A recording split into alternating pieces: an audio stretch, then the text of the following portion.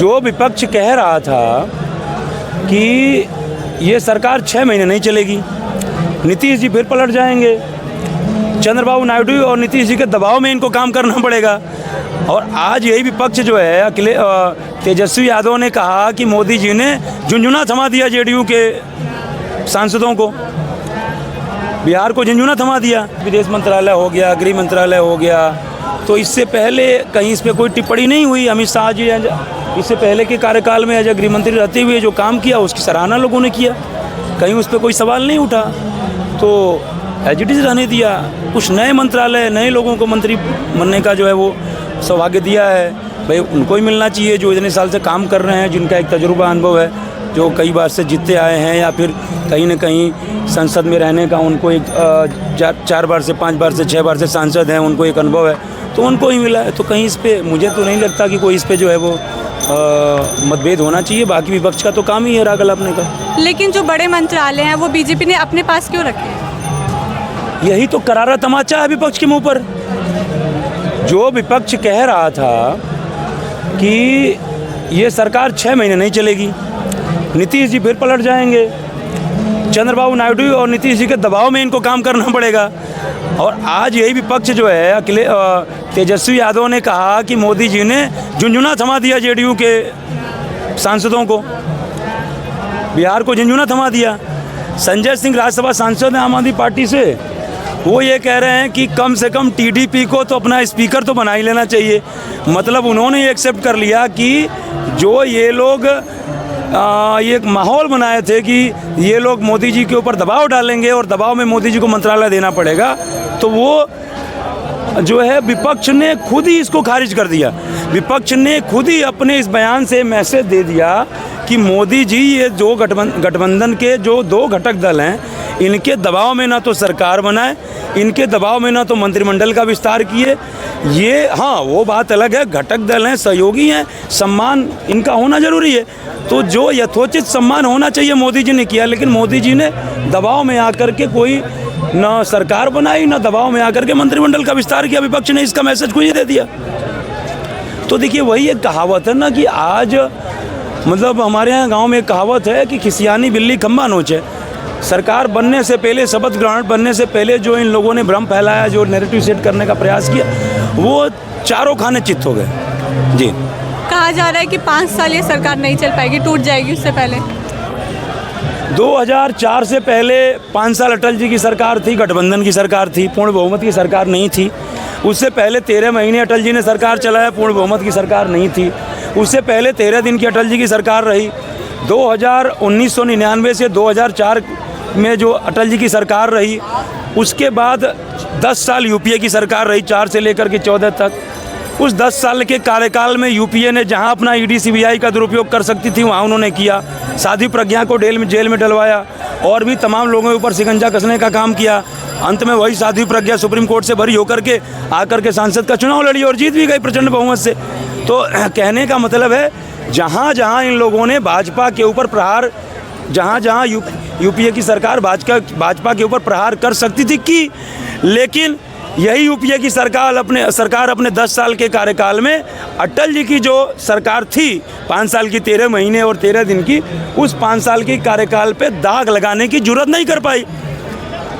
जो है किसी एक मंत्री के ऊपर घोटाले का आरोप लगा करके बताइए कोई ईडी सीबीआई की जांच कराई और जेल में डलवाए हो। भाई सरकार चली ना, 5 साल सरकार चली ना, 99 से 4, उससे पहले 13 महीने 13 दिन। घोटाले होने के चांसेस बन सकते थे, क्योंकि उसमें ही मंत्रालय थे। 5 साल मंत्रालय चला, काम हुआ, डेवलपमेंट हुआ, सड़कें बनी, तो घोटाले तो हो सकते थे। लेकिन विपक्ष की जरूरत नहीं हुई कि जरा इस पर जांच बैठा दे। इस पर क्या कहते हैं कि वो जो है वो ईडी सीबीआई लगा करके, और आज केजरीवाल जैसे जेल में है वैसे किसी एक मंत्री को जेल में करवा दे। तो जब अटल जी गठबंधन की सरकार, और उस समय देखिए जो सबसे बड़ा ऐतिहासिक फैसला जो है वो परमाणु बम का पोखरण में परीक्षण करवा करके अटल जी ने विश्व को एक मैसेज दिया कि हम डरने वालों में से नहीं हैं, हम जो मतलब हथियार बनाएंगे तो उस हथियार का परीक्षण करके विश्व को एक मैसेज देंगे कि हम जो है क्या कहते हैं, हम भी, हमारे अंदर भी ये शक्ति है, हम अपनी शक्ति को छुपा करके नहीं रखेंगे। और अटल जी ने मैसेज दिया परमाणु बम पोखरण में परीक्षण करवा करके, और यही विपक्ष उसमें राग लाभ रहा था कि विदेशी ताकतें अमेरिका और ये दबाव डालेंगे, ये आपको जो है सिकंजा कसेंगे। लेकिन किसी की मजाल हुई जब पोखरण में परीक्षण हुआ कि कोई अटल जी की सरकार पे या भारत पे कोई आँख उठा करके देख ले, बल्कि और लोगों की हवा गुम हो गई कि जो है क्या कहते हैं कि बिना सहमति लिए, बिना किसी को कॉन्फिडेंस में लिए जो है वो परमाणु बम का परीक्षण इन्होंने कर दिया। तो उस समय भारतीय जनता पार्टी इतनी मजबूत नहीं थी अटल जी के कार्यकाल में। अब तो भारतीय जनता पार्टी 2 टर्म में प्रचंड बहुमत से सरकार चला चुकी है, कई राज्यों में सरकार है। और तो उस समय जब इतनी मजबूत नहीं थी, आज उससे कई गुना मजबूत है। तो जब भारतीय जनता पार्टी उसकी अपेक्षा कई गुना मजबूत है, और नरेंद्र मोदी जी भी उस समय मुख्यमंत्री थे, राष्ट्रीय महासचिव थे, केंद्र की राजनीति में भी उनका जो है क्या कहते हैं कि योगदान था, कहीं ना कहीं अटल जी के शिष्य हैं, उनसे भी कुछ सीखने का काम किया होगा। तो जब उस समय अटल जी ने बिना बहुमत के और इतने सारे दलों को लेकर के सरकार चला लिया, तो मोदी जी को कौन रोक सकता है? तमाम उसमें बैठे हुए हैं, चाणक्य बैठे हुए हैं। और आप बताइए, देखिए एक लाइन कह देना चाहता हूँ, वक्त जो है ना बहुत इम्पोर्टेंट होता है कि वक्त की डोर को तुम न छोड़ो यूं ही, वक्त की डोर को तुम न छोड़ो यूं ही, वरना ये वक्त तुम्हें छोड़ देगा कहीं, और रह जाओगे तुम ताकते ताकते, बढ़ चलेगा जमाना हाँफते हाँफते। मोदी जी ने वक्त का सही सदुपयोग किया, बहुमत आई, क्या कहते हैं कि बैठक बुलाई, लोगों को कॉन्फिडेंस में लिया, हफ्ता दिन नहीं बीता, शपथ ग्रहण कर लिया। अब ये विपक्ष होता तो 15 दिन बीत जाते शपथ ग्रहण करने में, हम ये मंत्री बनेंगे, हम ये मंत्री बनेंगे, हम प्रधानमंत्री बनेंगे। और यहाँ जो लोग ये कह रहे थे कि क्या कहते हैं कि नीतीश और जो है ये नीतीश जी और नायडू जी पलट जाएंगे, आप बताइए, मोदी जी को सब पता है, साम दाम दंड भेद, और जो ये साम दाम दंड भेद का ज्ञाता हो ना, वही असली राजनीतिज्ञ है। जब संसदीय दल की बैठक होने जा रही थी तो मोदी जी के पीछे अमित शाह चल रहे थे, अचानक मोदी जी पीछे मुड़ के देखे तो अमित शाह है और नायडू जी और नीतीश जी उनके पीछे हैं, तुरंत इशारा किए और अमित शाह पीछे चले गए और ये लोग इनके पीछे आ गए। तो ये इसलिए नहीं कि इनके सहयोग से हमारी सरकार बन रही है, इसलिए जो आपकी परिस्थितियों में मदद कर रहा है उसका सम्मान आपके परिवार से पहले होना चाहिए। अमित शाह तो घर के व्यक्ति हैं, पार्टी के, लेकिन जो 2 घटक दल मुख्य हैं, नायडू जी और नीतीश जी, इन्हें सहयोग कर रहे हैं सरकार। और ये सिर्फ भाजपा का सहयोग नहीं कर रहे हैं, देश के जनता का भी सहयोग कर रहे हैं, देश के जनतंत्र में सहयोग दे रहे हैं, देश के जनादेश का सम्मान बढ़ा रहे हैं। कहीं ना कहीं अभी बताइए, यही किसी की सरकार ना बन पाए तो जो ये पैसा खर्च हुआ है, जो जनता धूप में जा करके और अपना काम छोड़ करके वोट दी है, उसका अपमान नहीं है। तो कहीं ना कहीं जब मोदी जी ने जो है ये इन लोगों को, ये नहीं कि ये सरकार बना रहे हैं इनको अपना, कहीं ना कहीं इनका सहयोग, इनका सम्मान होना चाहिए, लेकिन सम्मान के साथ ये नहीं कि बस खाली इन्हीं की सुनी जाए। और ये देखने को मिल रहा है। चिराग पासवान ने कहा कोई मंत्रालय बड़ा छोटा नहीं होता है, हमें मंत्री बनने का सौभाग्य प्राप्त हुआ, इससे बड़ी और क्या बात है। समझ रहे मेरी बात को? 5 सांसद कोई छोटी मोटी बात नहीं है, लेकिन मतलब जितने भी घटक दल हैं सब खुश हैं। हाँ, कुछ इक्का दुक्का छुटका फुटका भ्रम फैलाया जा रहा है, वो कोई बड़ी बात नहीं है। अब तक 10 साल बीजेपी अकेले सत्ता में थी, अब गठबंधन की सरकार है, तो कितनी मजबूत सरकार बनकर आएगी? मोदी जी ने कहा ना कि जो मैंने बोला था कड़े फैसले लिए जाएंगे, तो उसमें कहीं कोई अंतर नहीं है और बहुत जल्द आपको देखने को मिलेगा कुछ कड़े फैसले लिए जाएंगे। नीतीश जी पलट जाएंगे? अरे everything has a limit, everything has a limit. Nitish ji इतना पलट चुके हैं कि अब पलटने वाला जो उनका अस्त्र शस्त्र है ना, वो कमज़ोर हो चुका है। अब वो पलटी नहीं मार पाएंगे, क्योंकि पलटी मारते मारते इतना थक गए हैं कि अब वो पलटी नहीं मार पाएंगे। अब नीतीश जी को पता है कि बिहार का भविष्य और हमारी राजनीतिक भविष्य और देश का भविष्य भारतीय जनता पार्टी के साथ रहने में नहीं था, भारतीय जनता पार्टी के साथ सुरक्षित है जी। और उत्तर प्रदेश में जहाँ डेवलपमेंट की बात करें तो सबसे अच्छा राम मंदिर बना है, वहाँ पे भी जीत नहीं हासिल कर पाए? देखिए ऐसा है, मैं एक बात कहना चाहता हूँ कि व्यक्ति के व्यवहारिक जीवन में जो भी घटनाएं होती हैं वो उसके अच्छे के लिए होती हैं। एक पल के लिए वो घटना उस व्यक्ति को उसके कितना ही बुरे का क्यों न एहसास करा दे, पर उसका दृष्टिकोण सकारात्मक होना चाहिए।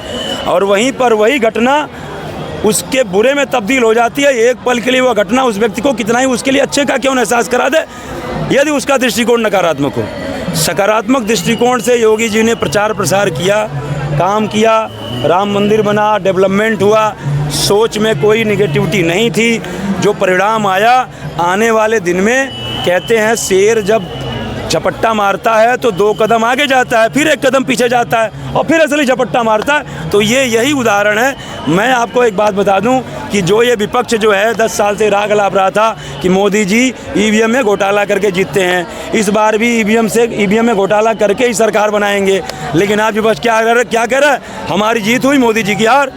तो जब तुम जीते हो तो बोलो ना इस बार ईवीएम में घोटाला हमने किया है। लेकिन जहां इनका फायदा वहां ईवीएम सही, कोर्ट सही, शासन तंत्र संत्र जो भी सिस्टम है सब सही, और जहां इनका नुकसान स्वार्थ, जहां इनका मतलब निजी नुकसान, वहां पे सब कोर्ट भी बिका हुआ है, सुप्रीम कोर्ट का जज भी गड़बड़ है। विपक्ष तो हारने के बाद भी जश्न मना रहा है। इसी को तो कहते हैं ना, देखिए वो जश्न मनाए क्या दिक्कत है, लेकिन जो विपक्ष ने स्टेटमेंट दिया, जो विपक्ष के स्टेटमेंट देने का पैरामीटर है, इसी को कहते हैं दोगली राजनीति का परिचायक। ऐसे स्टेटमेंट जो है वो दोगली राजनीति के परिचायक होते हैं। राहुल गांधी ने क्या बोला, पहले बोला देश में जितने भी गरीब हैं सबको हम 1 लाख सालाना देंगे। उसके बाद उससे पहले एक बार क्या बोलते थे कि मोदी जी देश में 80 करोड़ लोगों को राशन दे रहे हैं, इसका मतलब 80 करोड़ गरीब हैं। तो जब 80 करोड़ गरीब हैं, 1 लाख रुपए सालाना दोगे, 80 करोड़ गुणे 1 लाख बराबर 80 लाख करोड़, 80 लाख करोड़ गुणे 5 साल दोगे ना, तो 80 लाख करोड़ गुणे 5 बराबर 400 लाख करोड़। देश का बजट कितना है? एक योजना में तुम 400 लाख करोड़ देने की बात कर रहे हो। उसके बाद फिर इन्होंने क्या कहते हैं कि अपने घोषणा पत्र में लोगों को कंफ्यूज किया, नैरेटिव बनाया कि जितने लोग गरीब हैं सबको देंगे, लेकिन कहीं कहीं सिर्फ खाली जो है घोषणा पत्र में कि जो एक परिवार के एक महिला को देंगे, गरीब को भी देंगे, परिवार के महिला को भी देंगे, दोनों बोला इन्होंने। आज जब धरना दिया जा रहा है तब ये नहीं कह रहे हम ये बोले थे सारे गरीब को देंगे, तब ये आ रहा है कि हम बोले थे महिला को देंगे। फिर ये राहुल गांधी जी एक बयान और दिए, मेरे पास वीडियो है, इन्होंने कहा कि देश में जो सबसे गरीब है उसको हम 1 लाख रुपए देने का काम करेंगे। तो सबसे का मतलब क्या होता है? सबसे गरीब एक होगा और सबसे अमीर एक ही होगा, या ये भी बोलेंगे ये भी सबसे गरीब है, ये भी सबसे गरीब है, या ये भी सबसे अमीर है, ये भी सबसे अमीर मतलब जो इसके पास सबसे ज़्यादा पैसा हो, और सबसे गरीब मतलब जिसके पास सबसे कम धन हो। तो क्या आप ये कहना चाहते थे कि देश में हम एक आदमी को 1 लाख रुपया दे देंगे? भाई सबसे गरीब तो एक ही होगा। फिर यही राहुल गांधी जी कि 4 जून को वोटिंग होने के बाद जुलाई में अपना खाता 1 जुलाई को तैयार रखिएगा, और जैसे 1 जुलाई आएगा 8,500 रुपये खटाखट, सिर्फ जुलाई नहीं, अगस्त में भी आएगा, सितंबर में आएगा, नवंबर में आएगा। तो ये कहीं ना कहीं कभी अपने स्टेटमेंट पे खरा नहीं उतरे।